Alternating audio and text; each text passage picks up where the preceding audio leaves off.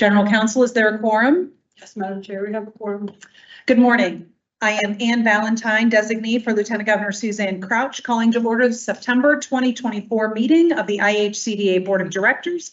Here at the Rushville City Center in Rushville, Indiana, we are meeting pursuant to this board's policy for participation by members of the IHCDA in board meetings by electronic communication. This means that only 3 members must be site of the meeting, and the remaining members may call in audio feed for the general public so that members of the public can listen to the meeting, and there will be a link to a video recording posted on IHCDA's website next month. At the time the motions are being made, each board member that makes a motion must state his or her first and last name for the record.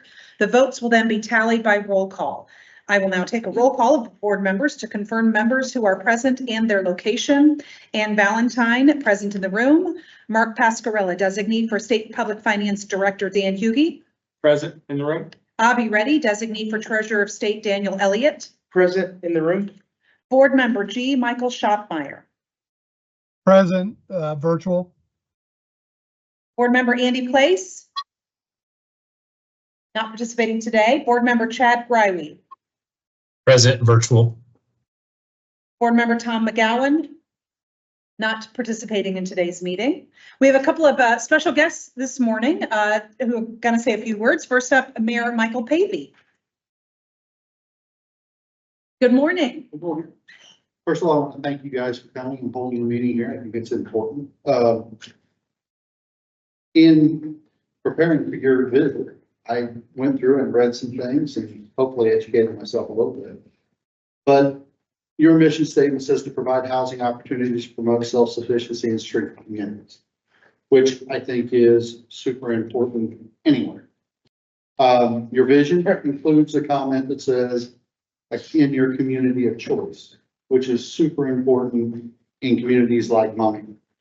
Your programs have been important and impactful for communities like ours. And to be quite honest with you, a lot of my legacy as a mayor, which will be at the end of this term, 16 years, is on the shoulders of what you guys have done and the programs you guys put in place for us. So from that perspective, thank you. Sure. One of the things that in your literature, I hope, that you guys put your partnerships, your developers, your lenders, your investors, and your nonprofit organizations.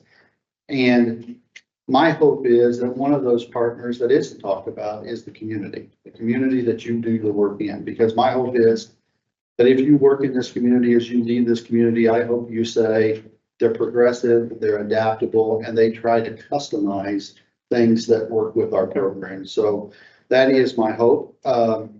I have known this gentleman up here, Jacob, for many years. Neither of us were nearly as great as we are now when we first started doing work together. At one point in time, he and I had a sledgehammer and we're knocking down a stage in a building that we were getting ready to basically renovate. So your work is unbelievably impactful, and I'm sure it's impactful in a lot of different varieties, but it's impactful in rural Indiana.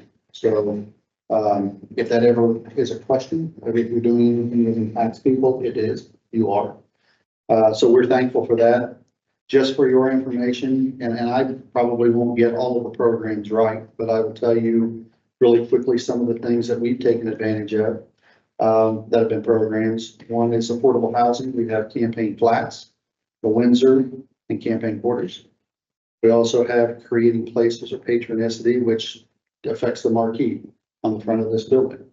That was a program we took advantage of, and it made this a much more complete program. On our occupied rehab, it's bounced in and out of a lot of different places, but we've taken advantage of it in 2006, 2007, 2012, 2017. I think it falls maybe now under, not sure. Yep. But Still within the Lieutenant Governor's portfolio, so thank you for we were mentioning just it. awarded that yesterday, I believe. So we've got a grant for our senior center rehabilitation, and we've done blight elimination programs. So those are programs that if you travel through our community, look around our community, those programs that we've taken advantage of that fortunately for us, you guys are good stewards of those programs and allow us to benefit from them. So again, welcome to small Indiana rural community. And glad to have you guys. So thank you. Great. Thank you so much, Mayor. You're welcome. Next up, we have Mac Porter with the Southern Indiana Housing and Community Development Corporation. Good morning. Good morning. On behalf of the IHCDA Board of Directors, we are pleased to have you visit properties here in Rushville. Allow me to share just a little bit of information about our properties. The Camping Flats apartments consist of 7 2-bedroom units, senior housing, and I always laugh when I see senior housing 55 and over, because that's young to me. But anyway. As a 55-year-old, thank you. And commercial space is in the front, and SIHCDC is currently leasing that commercial space to a nonprofit literacy organization called Open Resource. Camping Flats is very seldom vacant, and if it does have a vacancy, it's for a very short amount of time. We recently received a grant from First Financial Bank for some renovations and necessary upgrades to the property. Camping Quarters development of the Durban Hotel and the Knights of Pythias, which was the Windsor, into 19 units of senior apartments and 7 units of multifamily apartments respectively. It's my understanding that the Durban Hotel was the campaign headquarters for when Wendell Willkie ran for the presidency. Camping Quarters is also owned by SIHCDC, and it too seldom has a vacancy. Both Camping Quarters and Camping Flats appear on the Reflections of Rush County, Indiana Bicentennial book. And SIHCDC has a property management team of the Valenti Group overseeing the day-to-day operations of both buildings. We have been extremely pleased with their services and have recently signed with them to manage our town and country apartments in Columbus. So it's a great partnership that's developed over the years. I'm going to turn it over to Ashley Schultz from Valenti in just a moment and let her give you more details about the property. My intent was to stay with you for most of your meeting, but on my way over, I got summoned back to City Hall in Martinsville, so I'm going to be leaving shortly to head back west. But again, we appreciate you coming and being in Rushville and seeing our properties. And we're having a great day. Great. Thank you so much. Ashley, good morning. Morning. My name is Ashley Schultz, and I'm the Regional Property Manager for Valenti Real Estate Services. We are the management company for Camping Flats, Camping Quarters. We oversee the day-to-day operations of the building, all 3 buildings here in Rushville. We maintain resident retention, property inspections, vendor selection, property maintenance, the financial management, and resident management as well. There are in the Durban, there are 19 apartments, 5 of which are 1-bedrooms. The Windsor has 7 apartments, which are all 2-bedrooms. And the Camping Flats is a total of 7 units, all 2-bedrooms. The residents at all 3 buildings have access to the community room at Camping Quarters, and the business center and exercise room, all for which residents are free to use. The community room they use a lot for gatherings. They have birthday parties, they have pitch-ins. They do movie nights some nights, and then some just kind of sit and look out the window at downtown Rushville. It's during winter is probably my favorite, because the windows are floor to ceiling, and you can, when it snows, it's perfect for downtown Rushville. And at Camping Flats, they have there's a community table at the back that the residents that have all pretty much been there since we first opened back in, I believe it was 2016, 2017. They do puzzles in the back. So they have actually framed all of the puzzles that all of the residents have been doing And that is their way of kind of decorating the property. And it's very tasteful. Some of the puzzles that they do and that are framed are on the walls, and it makes it really nice in there. Anything else? Most of the residents have been there since the lease up in all three buildings. We don't have a lot of turnover. Usually it's just due to health reasons is why someone typically needs to move, relocate closer to family, nursing home, things like that. We have our own on-site maintenance. He is local to Rushville and handles all three buildings.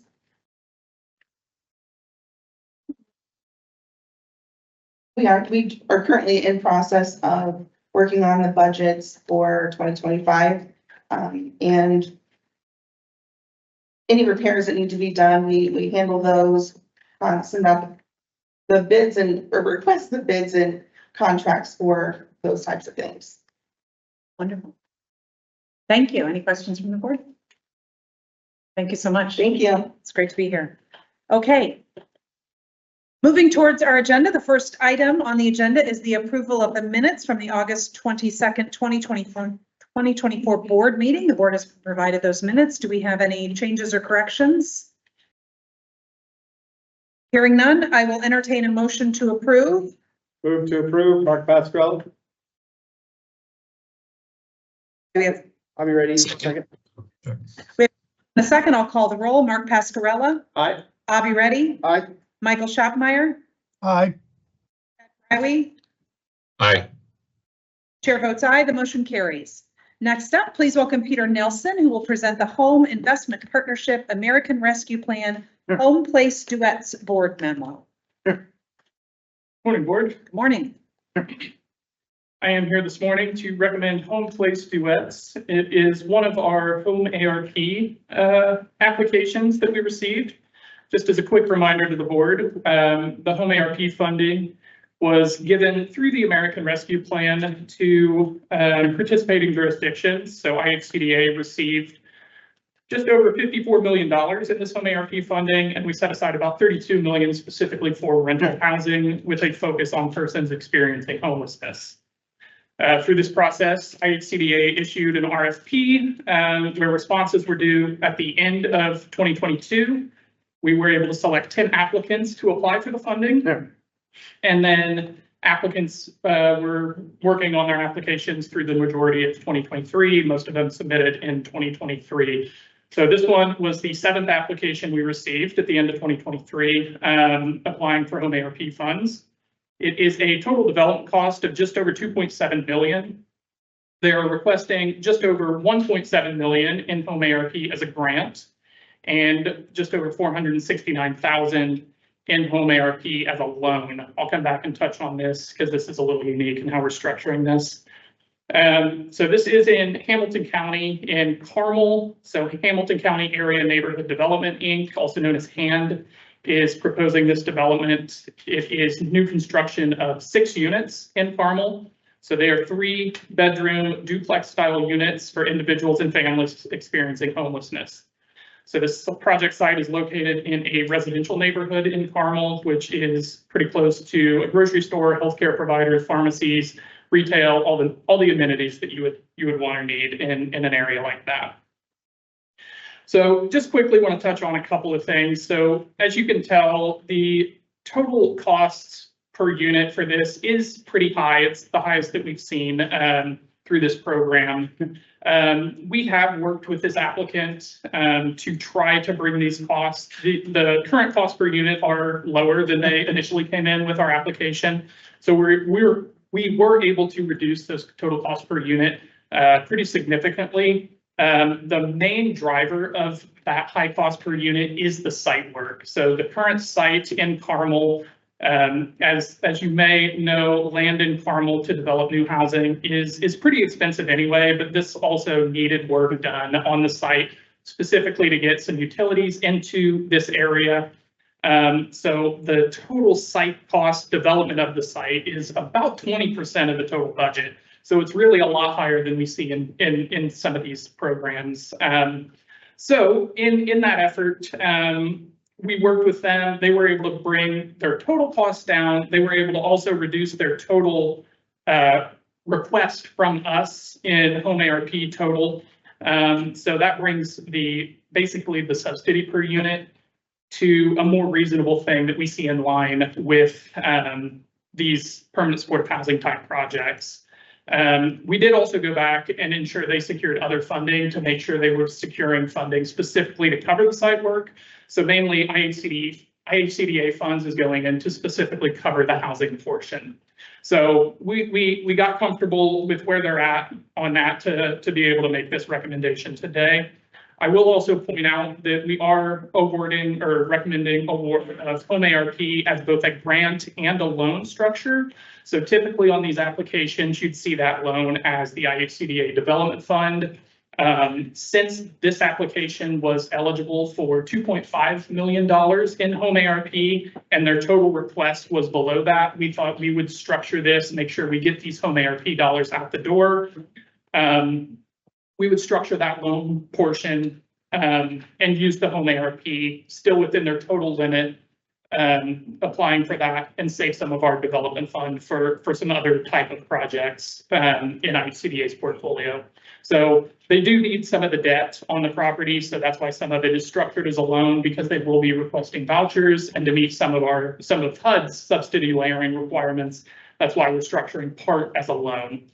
So HAND is also requesting $50,000 in home ARP nonprofit operating assistance that we've seen all of our home ARP applicants request. And that was a lot. So at this point, we are recommending the full amounts that I proposed, but I will pause here for any questions. Questions? Out of the total that we were awarded, how much did we spend? So the difference between this project and the 2.5 million, which is about 300,000. We also have another, I think, 3 million for one more project that has come in. And if we spend all of that amount, we are at the total rental portion that we set aside for home ARP. I know we have a good chunk set aside for services and still some admin. We are, I know we have some RFPs out for service dollars still, and we continue to evaluate kind of where we're at and what we may need to do with some of those additional funds. But as far as just rental, we have one project hanging out. It's about $3 million and we'll be there. And you'll be there, okay. And then does this funding have a sunset where it needs to be spent by a certain amount of time? It needs to be fully expended by, I believe, the end of 2030. So they have a good while to spend it. So, but our goal is certainly to get these units online as quickly as possible. Great. Other questions from the board? Okay, hearing none, we will hear your resolution. Staff respectfully requests the board approve the following resolution. Resolved that the board approve awarding $1,721,850 of home ARP funds in the form of a grant, $469,750 of home ARP in the form of a loan, and $50,000 in home ARP nonprofit operating assistance to Hamilton County Area Neighborhood Development, Inc. for home place duets as recommended by staff. We have a resolution. I'll entertain a motion to approve. I'll be Move ready. for approval. We'll take, who is that online saying that? Mike Schotmeyer. We have the motion to approve. I'll take Abby's as a second. I'll now call the roll. Mark Pascarella. Aye. Abby Reddy. Aye. Michael Schotmeyer. Aye. Chad Brywe. Aye. And Valentine, aye. Motion carries. Thank you. Peter. Next up, Emily Castro, who will now present the bond volume / 4% credits Cambridge Square Board memo. Good morning. I'm presenting two recommendations for funding today from the 2025 AV non-competitive bond round. Both developments are requesting 4% low-income housing tax credits and an allocation of multifamily tax-exempt bond volume. We've been reviewing applications in this round since April. We've received 12 applications total, with these two being the 5th and 6th applications received. The first recommendation I have today is for Cambridge Square Bloomington. Cambridge Square Bloomington is a 153 unit rehabilitation in Bloomington proposed by GVG Litech Development LLC. Its total development cost is around $25 million. This age-restricted development will offer one-bedroom units and serve households at the 60% area median income level. It includes 3 residential buildings plus a leasing office, dog park, and surface parking. This application has undergone our due diligence process and meets all threshold requirements and the minimum required score.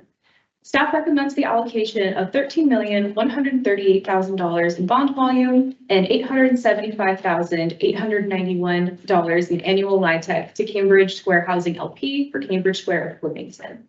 And I will now take any questions. Any questions from the board? Being none, we will hear your resolution. Staff respectfully requests that the board approve the following resolution. Resolved that the board approve awarding $13,138,000 in bond volume and $875,891 in annual LIHTC to Cambridge Square Housing LP for Cambridge Square Bloomington according to the terms of the 2025 AV application round as recommended by staff. We have a resolution before us. I'll entertain a motion. I'll be ready. Motion to approve. We have a second. Mike Schotmeyer, second. We have a motion and a second. I will call the roll. Mark Pascarello. Aye. Avi Reddy. Aye. Michael Schaffmeyer. Aye. Chad Brywe. Aye. Chair votes aye. Motion carries.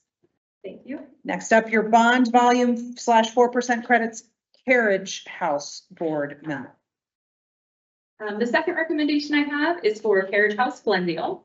Carriage House Glendale is a 204 unit rehabilitation in Indianapolis proposed by the Gene B. Glick Company.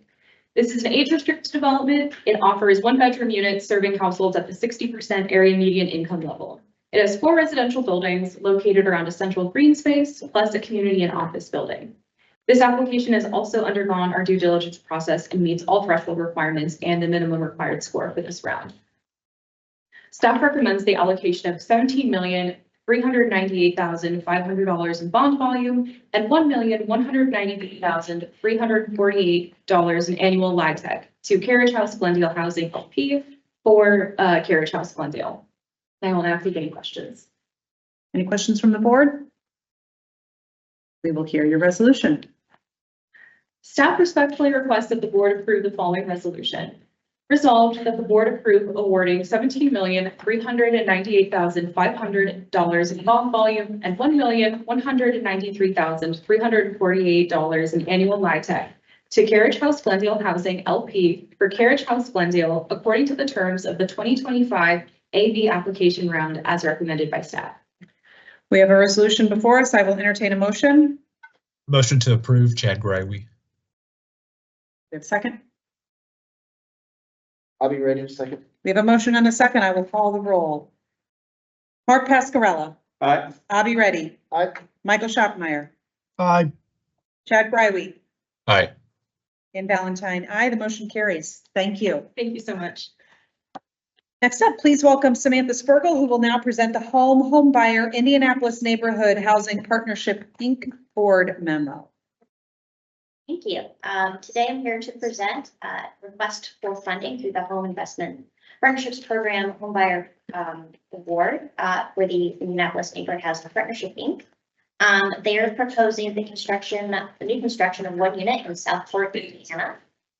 This would be a 3-bedroom unit. They are a new partner of ours, so this will be their first IHCDA construction project that we will have funded. If there are any questions. Any questions? Okay. We'll hear your motion. Staff respectfully request the board approve the following resolution. Resolve that the board approve a home buyer award in an amount not to exceed $180,038 to Indianapolis Neighborhood Housing Partnership Inc. as recommended by staff. All right, I will entertain a motion. Mike Schotmeyer, move for approval. I'll be ready in a second. I have a motion and a second. I will call the roll. Mark Pascarella. Aye. Avi Reddy. Aye. Michael Schaffmeyer. Aye. Chad Brywe, Aye. chair votes aye. Pausing for 1 moment. On page 34. Okay, sorry, it's out of line, it's out of order. Did I say Ann Valentine, aye, motion carries? Okay, I did, again, if I needed to. And if there are any questions, I'm happy to.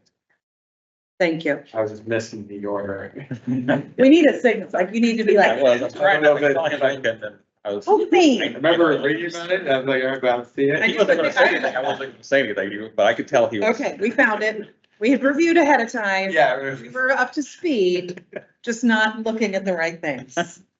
Now we there. can go back. Yes, it is there. We're all good. I just was perplexed for a second. Doesn't take much. Okay, thank you.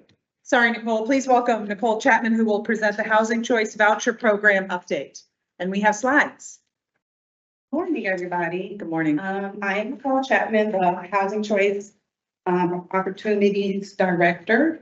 And I want to give a quick program overview of the HCB program.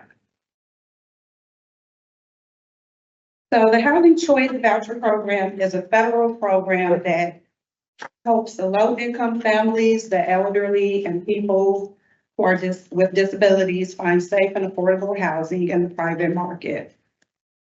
Rental assistance is provided on behalf of participants in the form of a voucher where they can go out and find housing themselves as long as it meets the health and safety requirements of the program and the rent is reasonable and affordable.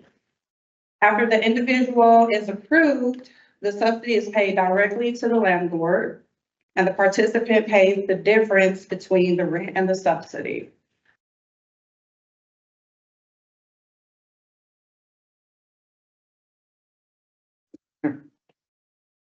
Okay. You may also have heard the Housing Choice Voucher Program referred to as Section 8 vouchers.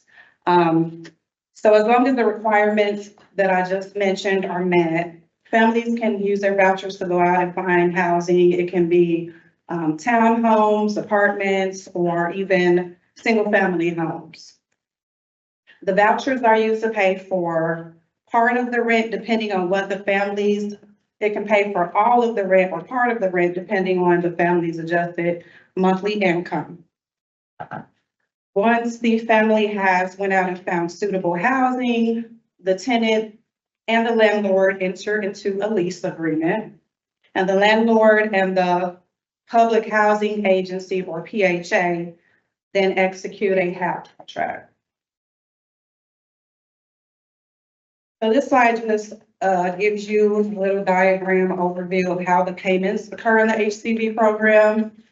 So the PHA administers the program and establishes local policies and preferences. They select an applicant from the wait list, or it may be through a referral, and that household pays their tenant share of the rent while the PHA pays the rent subsidy to the owner or the landlord.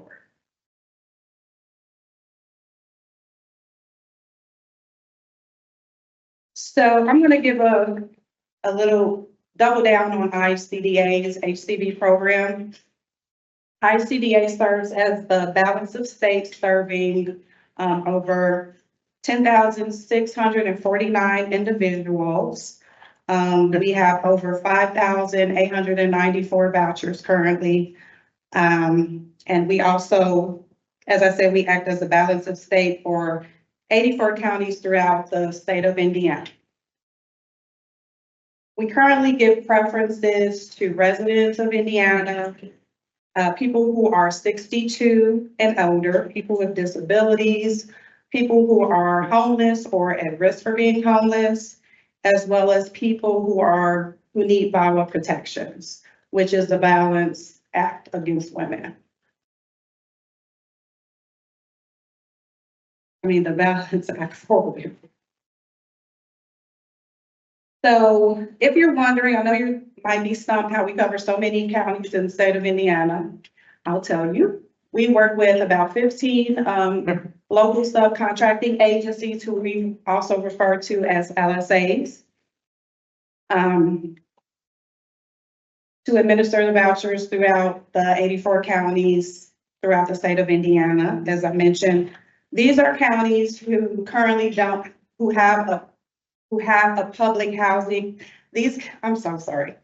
These counties who don't have a local housing authority in the area, or it may be outside of the PHA's jurisdiction. And so we cover those areas with vouchers. This year, we have served over 6,066 families with their rent each month. We've helped them pay their rent.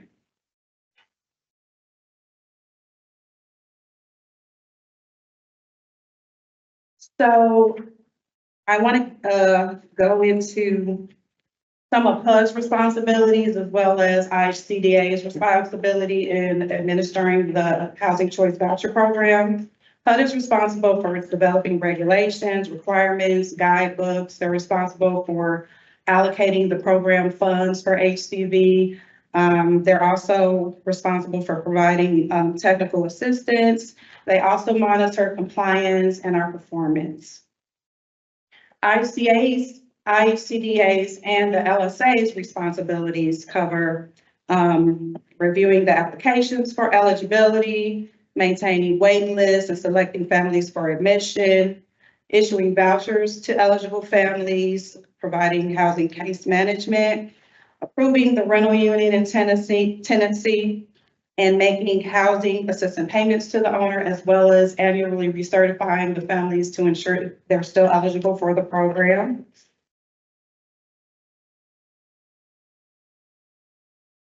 On the next slide, I'll go into the owner responsibilities or the landlord.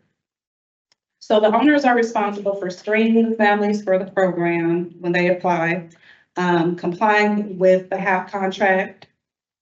They're also responsible for maintaining the unit and making all the necessary repairs and collecting the tenant portion of the rent from the family and complying with the lease.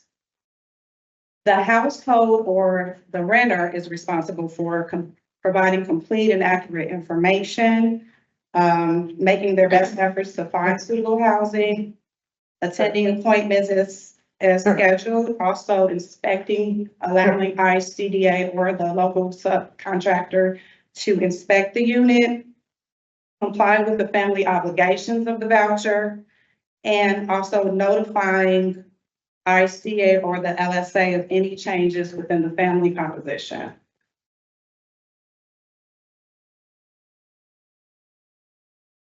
So now I want to delve a little bit further into what kind of vouchers we offer. We have special purpose vouchers who are, these vouchers are referral based, they're not waitlisted. We offer mainstream and non-elderly disabled vouchers, which are also referred to as NED vouchers. We offer HUD VASH vouchers, which are for Veteran Affairs Supportive Housing. We offer FUP, which is Family Unification vouchers, as well as Foster Youth Initiative vouchers. We also offer emergency housing vouchers, as well as stability vouchers. And last but not least, project-based vouchers.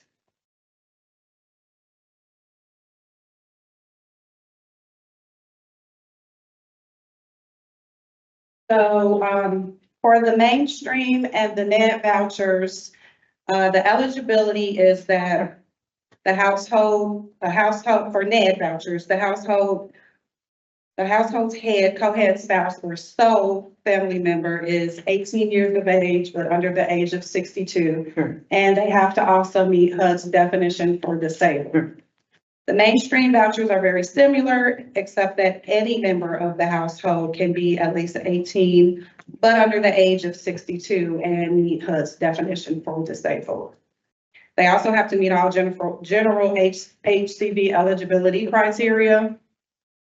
These vouchers are usually referred from area agencies on aging, centers for independent living, community action agencies, and the coordinated entry system, and any other disability service providers. So the next one is the HUD VASH vouchers. These vouchers are for veterans experiencing homelessness with a military discharge other than dishonorable. These referrals are made from the VA.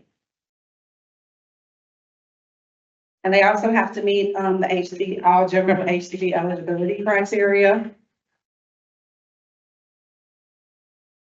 So the next voucher I want to talk about is the Family Unification Program voucher.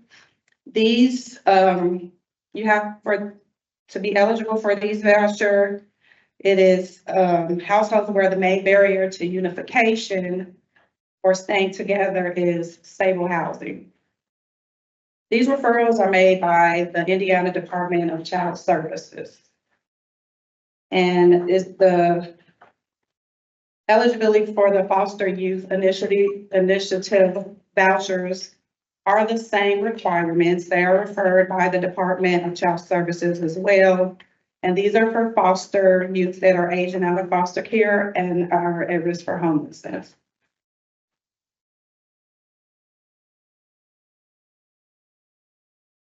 The next vouchers I want to talk about are the emergency housing and the stability vouchers.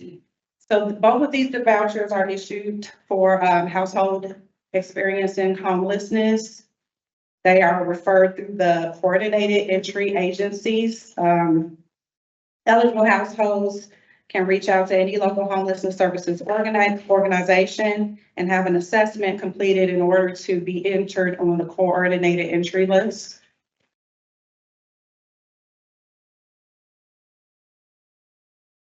And so the next one, I would like to speak about our project-based vouchers. These vouchers are a little different because they, the vouchers stay with the property. They don't move around with the tenant. These vouchers are also for households experiencing homelessness. And they are also, the referrals are also made by the coordinated entry agencies. And just like the previous vouchers I spoke about, they can reach out to homeless shelters and have an assessment completed and placed on, and they can be placed on the coordinated entry list.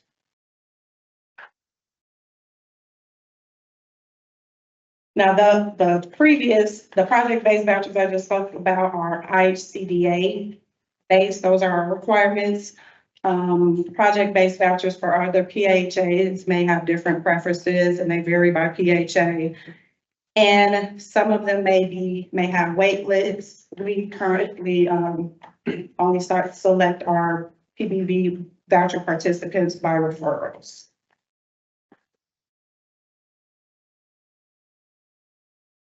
So I do want to speak a little bit about our admin plan. This is the plan that HUD requires us to submit every year. The admin plan must be a written plan that meets all of HUD's requirements and the CFR. It must be formally adopted by the PHA's board, and it must be made available for public review. The admin plan usually covers 23 topics per regulation. Some highlights include the waiting list, the selection process, the occupancy policies, payment standards, and rent reasonable methodology, special housing types, special purpose vouchers, and project-based vouchers.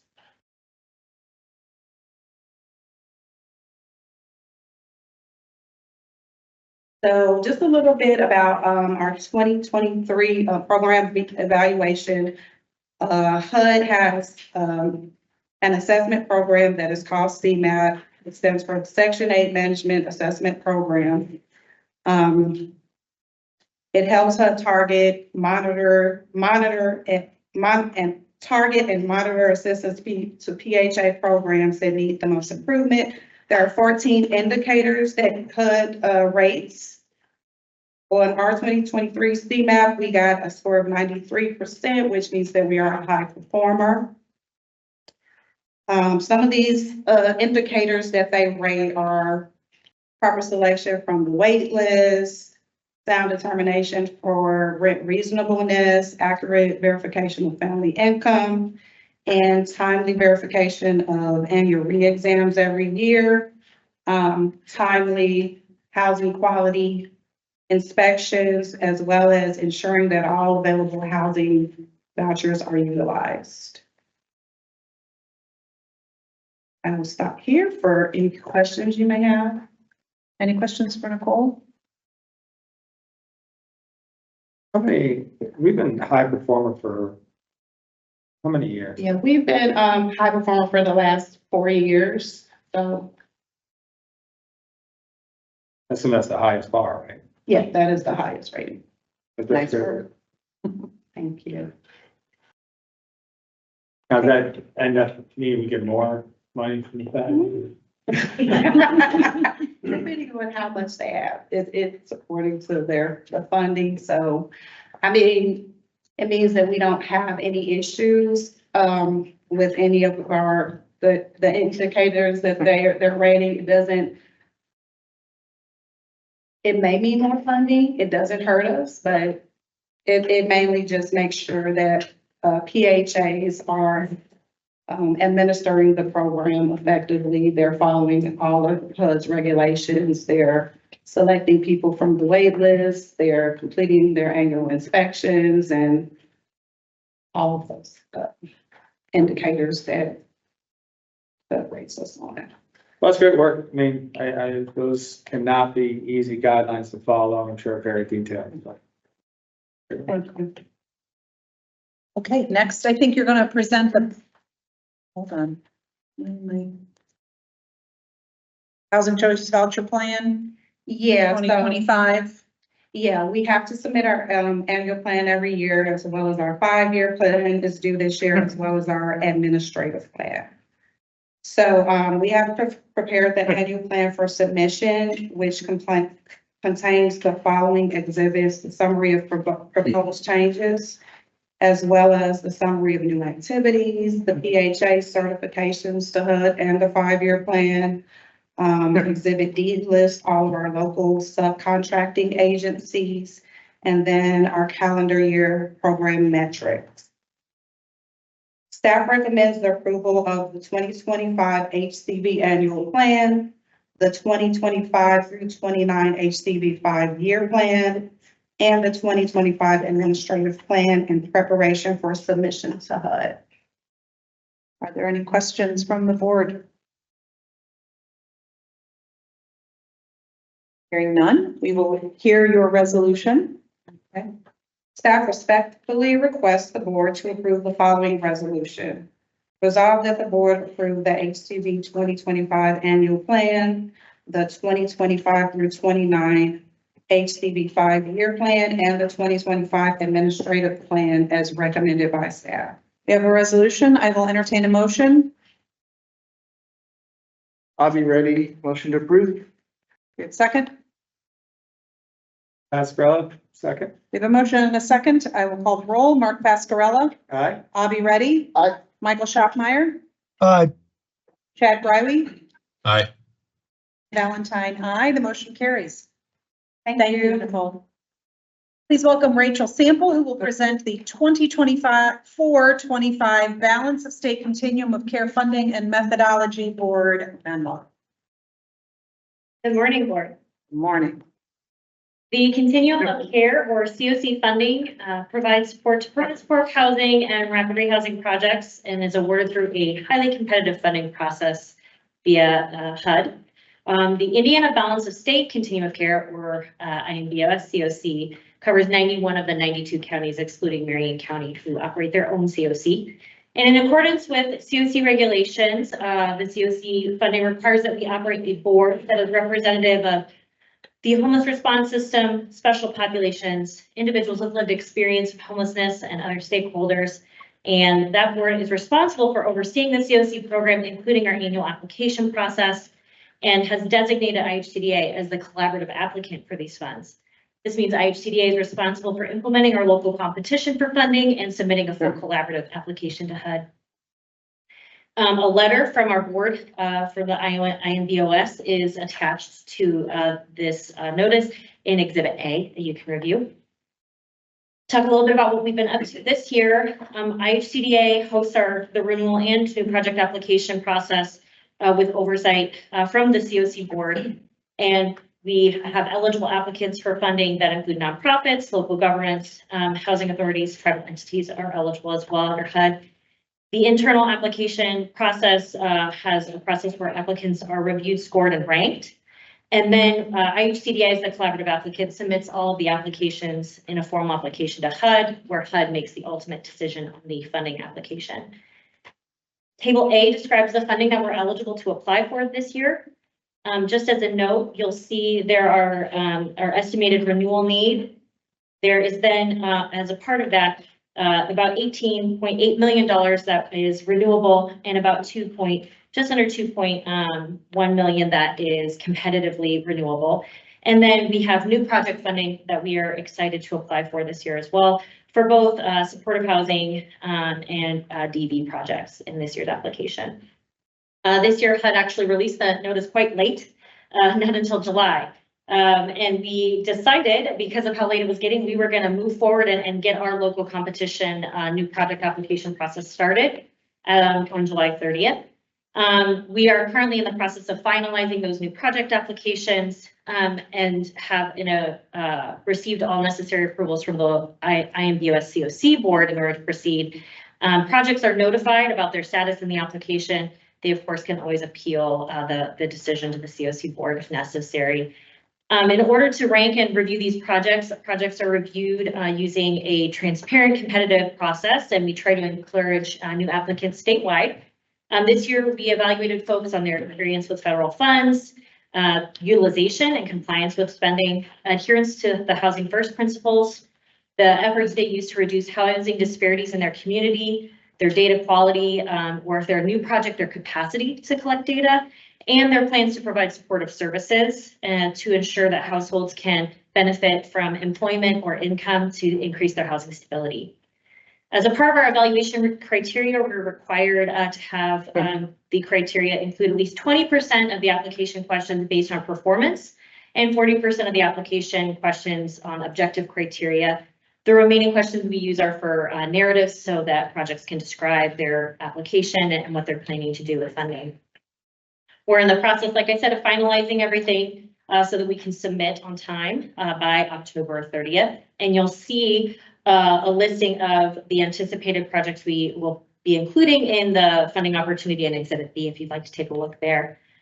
Our request today is that the board approve the current methodology that was created by the staff and oversight from the COC board, and that we will do that in accordance with what's listed in Exhibit A, and I'm happy to take any questions.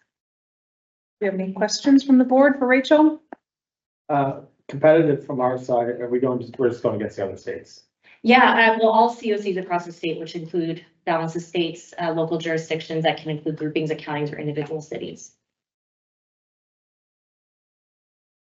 Madam Chairman, I have a question. Yes. Rachel, I'm looking at the Exhibit B map, and it's pretty obvious the western side of the state where I live is there's a big void there, and then I see something that has darker dots for applying agency satellite locations, and it looks like around my friends in the northeast of the state, they seem to have a real advantage. What does the western part of the state need to do so that this gap that appears on this to be here with just basically Lake County, Fountains in there, Terre Haute and Evansville, what do we need to do? I represent lots and lots of people from Knox and Gibson and Davies and Lawrence. That's our home base here, and it looks like we've got a problem and we're not receiving these funds. Yeah, no, that's a great question. Thank you so much for asking. So we do encourage folks to apply across the state, but we understand obviously it's a tremendous lift to put together an application for COC funding in particular. One of the advantages we have seen are those communities that have projects that go through the Supportive Housing Institute. We have a tremendous partnership between the Institute program and they really do provide a pipeline for new projects. So certainly projects that are interested in COC funding often find benefit in going through the Supportive Housing Institute because it really creates a comprehensive plan for them. What I also will say is that we as a community services team are launching an onboarding process to try and bring on capacity building for smaller organizations to provide them resources and information about how to better prepare for funding, understand the responsibilities for funding, and ensure that they can meet the commitments that are necessary. For example, things like the COC program require like a 25% match, which can be difficult for some organizations to come up with. And another thing that we are really encouraging folks to do is partner with local housing and healthcare providers, like the project-based voucher programs that were presented in Nicole's presentation. And other voucher programs can really benefit and leverage with the COC funding, which is something HUD is really looking for, as well as encouraging healthcare partners, whether it's community mental health centers or local healthcare entities, to look at how they could collaborate with the homeless service community, again, because they provide a lot of leverage and support for folks that might be needing housing. And HUD's really been encouraging us to include the promotion of that in our application process as well. So I would certainly love to continue any kind of conversation on how we can get out our new onboarding process or pre-application information for folks in your communities so they can learn more about how to be well positioned to apply. So how do the Beltline counties around Fort Wayne and Allen County have satellite location offices? I assume that gives them a distinct advantage. How did they come about to have, and those are rural, no different. I mean, I'm from that part of the state as a kid, so Adams and Huntington County are no different than Knox and Davies and Du Bois County. They're very similar. Yeah. We're fortunate in having the partner Brightpoint that's up there that really leverages a lot of partnership to provide more coverage in counties. And while the agency themselves don't have physical sites in some of those counties, what they do have are properties that they work with in those counties that they have their actual project units sitting in. So that's why they have quite a bit of coverage in that area. So certainly we do find great partnership with our community action agencies in this program as well, especially in our rural communities who have coverage. So I guess you're suggesting ECHO maybe needs, which is here in Evansville, needs to reach out. Maybe you can facilitate. Yeah. You have some of these other counties. So you're down here. When are we here, Jake? What, excuse me? December. Yes, we're here in December. Yeah. So I-69 Yeah, runs ECHO. right through those places. So maybe you and Rachel could plan a visit, or when you're with ECHO, try and plant that seed and outreach to those, Knox and Davies are pretty highly populated, as much as Huntington and Adams County are. So they're. Yeah. Can I? Yes, please, Mention a few Yes, things go ahead. here. Vandenberg County has been very successful with the Permanent Supportive Housing Institute and also with the COC Balance of States, this application. Oftentimes we don't get all the funding that we request, but I know in Vandenberg County, they've been very successful in that, and ECHO's been a strong partner of ours. But Mike, you bring up a good point. There is a lot of counties where there's not as much activity or no activity that we're seeing in terms of this. Two things I want to mention.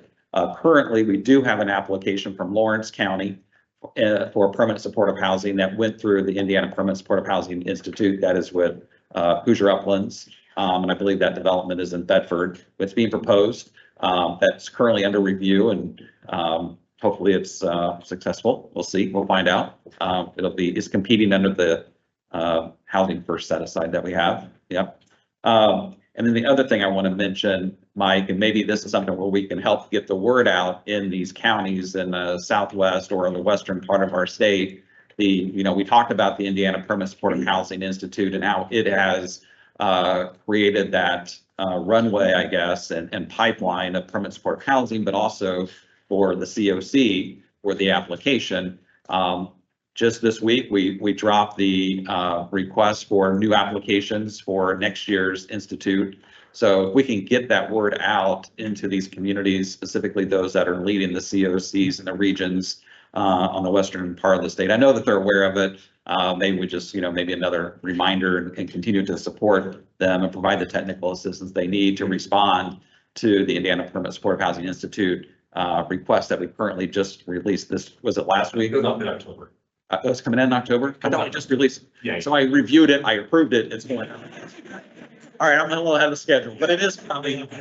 I had, yeah, so I'm sorry, it is coming, and so we do want to make sure that those organizations have the opportunity to apply, so, because usually it's. So I'll communicate this to Echo. I'll Yeah, communicate this to Echo.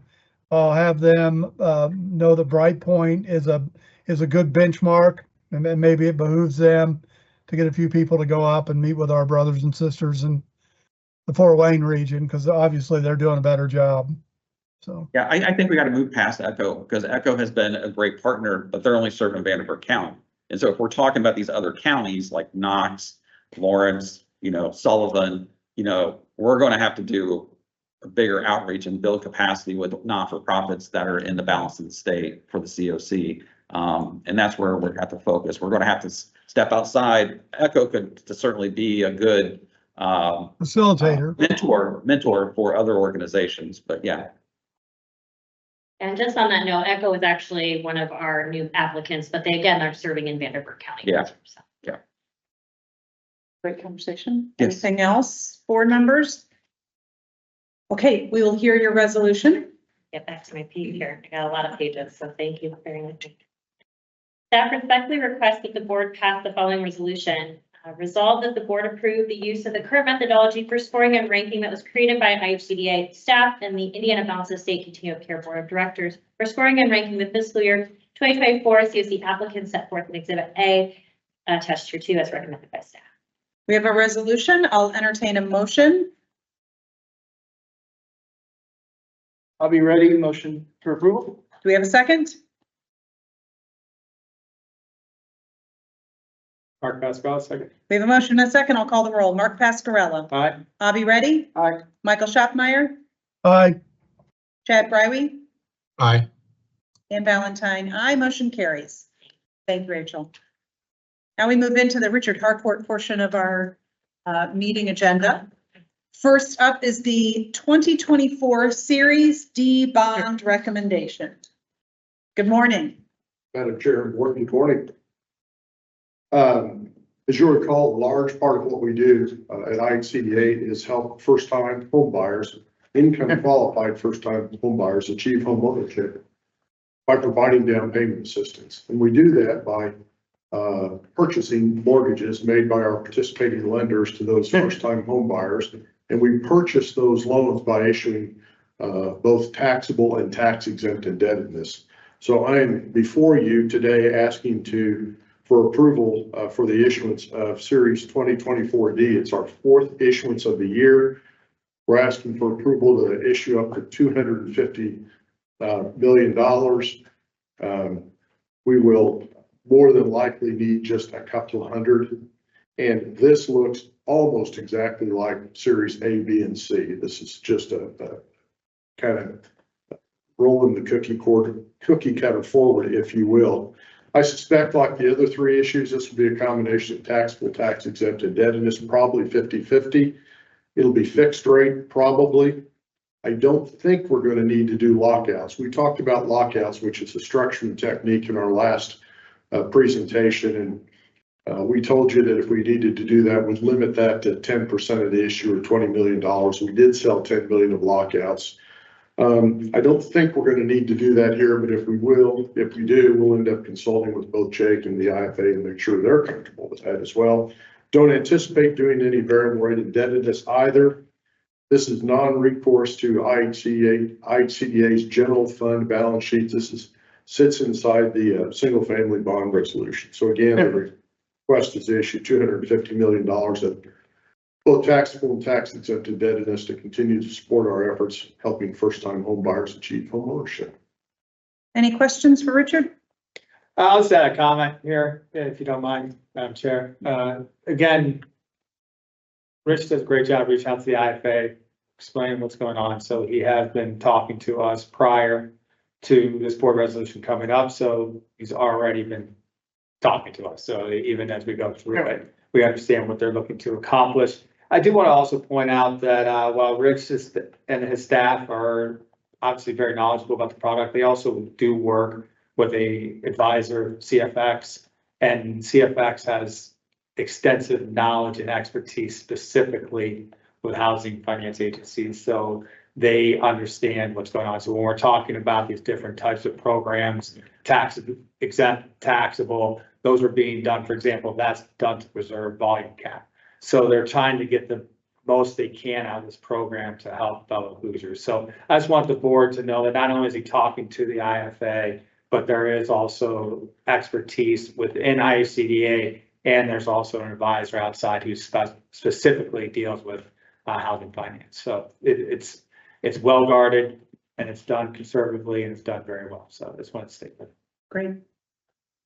Okay, we will hear your resolution. Thank you for your comments. Resolved that the board approve the issuance of the 2024 Series D bonds and the related bond documents and disclosure documents as substantially final in the form presented, and authorize any authorized officer to execute the same as recommended by staff. We have a resolution. I'll entertain a motion. Move to approve. Mark Pascarella. Do we have a second? Second, Mike Schotmeyer. We have a motion and a second. I'll call the roll. Mark Pascarella, Aye. Avi Reddy, Aye. Michael Schaffmeyer, Aye. Chad Briley, Aye. and Valentine, aye. Motion carries. Next, the Delhaven Estates bond recommendation. Yeah, thank you, Madam Chair. So I have, the next two are very similar in nature, right? These are both requests to issue tax exempt indebtedness for a couple of projects that you all have already approved in the November A and B rounds. These are now ready to move forward with the closing. And again, we're asking just permission to issue, to be the issuer of the tax exempt indebtedness. This is non-recourse to IHCDA, does not sit on our balance sheet. The first is Dalehaven Estates, located in Evansville, Indiana.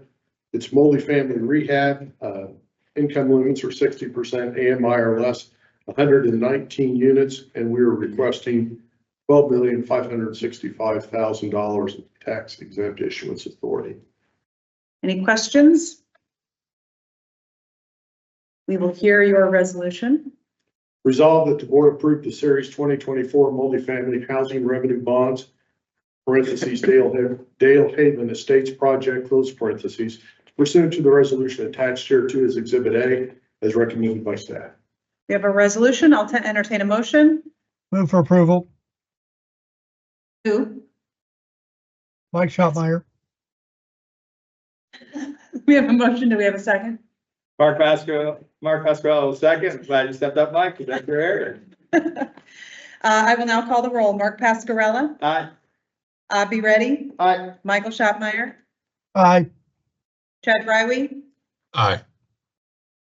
and Valentine, aye. Motion carries. Now, the Edsel Hall House bond recommendation. I'm sure I said that wrong. You were fine. Thank you, Okay, Madam Chair. close enough. So now we're going to jump on I-69 in the southwest part of the state and head on up to the northeast part of the state and go to Fort Wayne. This is a multifamily rehab project, age restricted, 60% AMI or less, 203 units located in Fort Wayne. Again, non-recourse to IHCDA tax exempt financing, requesting $6 million of tax exempt bond issuance authority. Do we have any questions? We will hear your resolution. Thank you. Resolved that the board approve the Series 2024 multifamily housing revenue bonds, parentheses, Edsel House project, close parentheses, pursuant to the resolution attached hereto as Exhibit A, as recommended by staff. We have a resolution. I'll entertain a motion. Motion to approve, Chad Gray. We have a motion. Do we have a second? Mark Mike Pascarella, second. Schotmeyer. We have a motion and a second. I'll call the roll. Mark Pascarella, Aye. Avi Reddy, Aye. Michael Schaffmeyer, Aye. Chad Briley, Aye. chair votes aye. Motion carries. Thank you. I didn't screw it up this time like I did last You were time. perfect. So thank you. Perfect. Thank you. I'm getting better. Okay. Next is our executive director, Jacob Sipe, providing an executive update. Okay, well, first, I just want to thank the city of Rushville and Mayor Pavey for hosting us here. And I appreciate their patience. We've tried to schedule this in the past, and some things got in the way and weren't able to make it, but we're really glad to be here. As the mayor mentioned, the investments that have gone into Rushville and the transformational development that you've seen And then after our board meeting, I think we're going to have an opportunity to go visit a couple of those. Campaign Flats is right on the circle. The mayor's, I will always remember that groundbreaking, which we didn't use shovels, we did use sledgehammers, took it to the building. It was always fun. So look forward to going on the tour here in a few minutes. A couple of things I want to mention. I got ahead of myself on the RFPs that we're releasing. I do want to touch on two that I know are out, that I'm confident. Yeah, I'm very sure.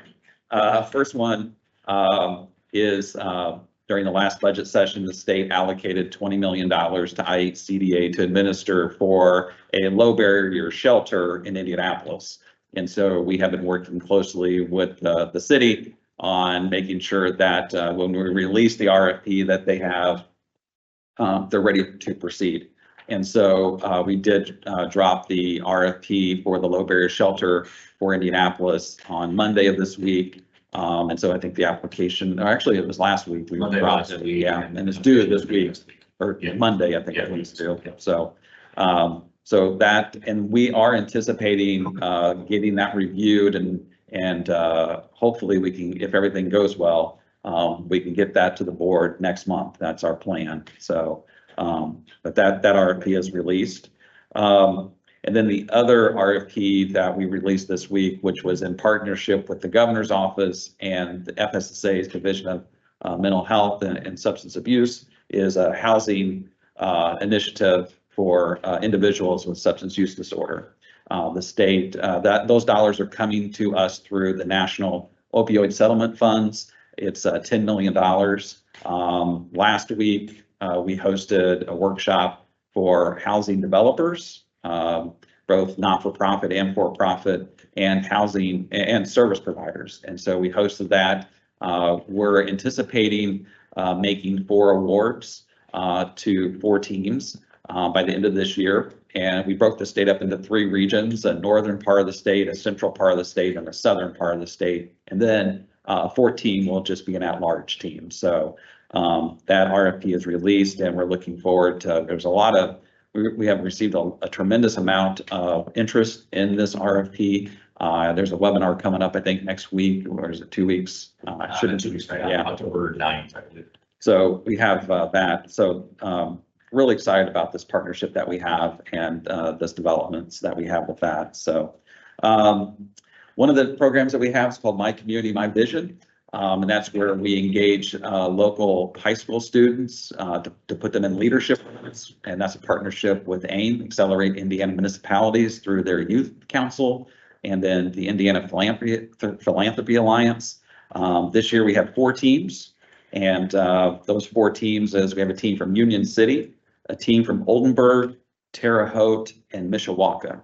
So Mike, we're going to have to do a better job of getting down southern Indiana, but hopefully we can get that. But yeah, we have 4 teams. We're really excited. They're going to do a Creating Places project. The impact that we've seen with the teams in the past have been great. So we're looking forward to getting that My Community, My Vision, and getting those teams together and doing some workshops with them and seeing what placemaking activities they want to do in their community to make it a better place to live, just like we did here in Rushville, which is on the outside, just in front of this building. The marquee that you see is very prominent when you come into Rushville. So with that, our next board meeting is October 24th.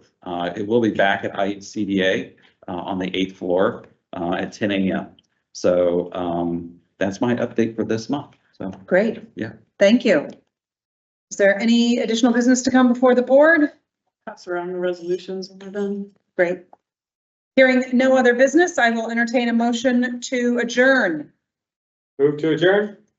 Who are you? Mark Basrell. Thank you. Do we have a second? Mike Schotmeyer, second. There. All those in favor of adjourning signify by saying aye. Aye. We are adjourned at 11:09.